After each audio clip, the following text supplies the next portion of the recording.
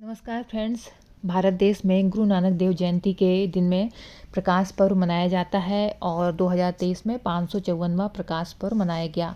उन्होंने भारत की सनातन परंपरा के संवाद और दूसरे की अच्छाई को समझने व स्वीकार करने के सिद्धांत को प्रोत्साहित किया। उनकी 4 उदासियाँ लंबी यात्राएं इसका प्रमाण है। उनका उद्देश्य था साधु संग और दिव्य भक्ति का प्रचार। इन यात्राओं के दौरान उन्होंने विभिन्न धार्मिक परंपराओं के संतों, सूफियों, लामाओं से बातचीत किया।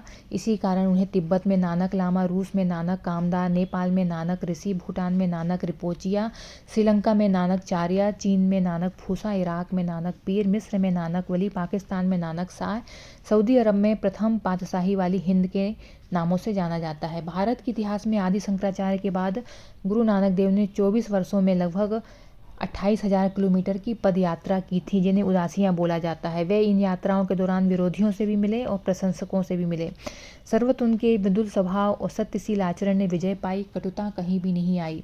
देश के मध्यकाल संतों में गुरु नानक ने सुधा लेप का काम किया। यह आश्चर्य की बात है कि विचार और आचार की दुनिया में इतनी बड़ी क्रांति लाने का गुरु नानक ने बिना किसी का दिल दुखाए, बिना किसी पर आघात किए संजीवनी धारा से प्राणी मात्र को उल्लासित भी किया, प्रेरित भी किया।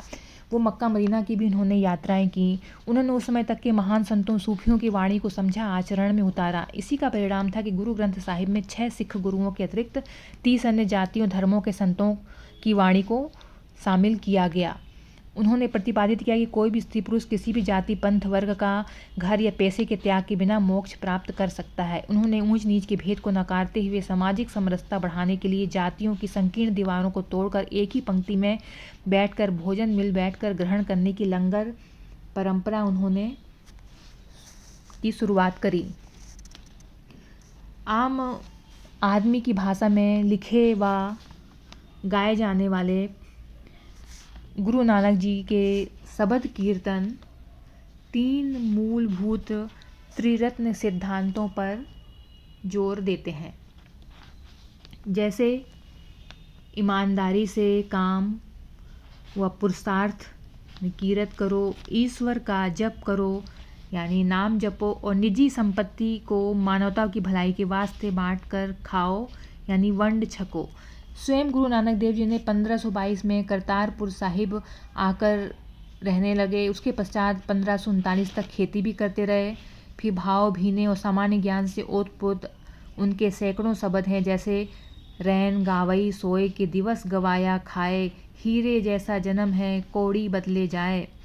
गुरु नानक की साधना गा गा कर की गई साधना, जिसका महत्व संगीत शास्त्र के मर्मज्ञ सहज ही समझते हैं।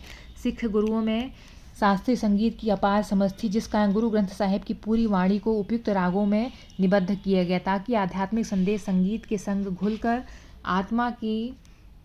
आत्मा को शांति और आनंदमय शीतलता प्रदान कर सके।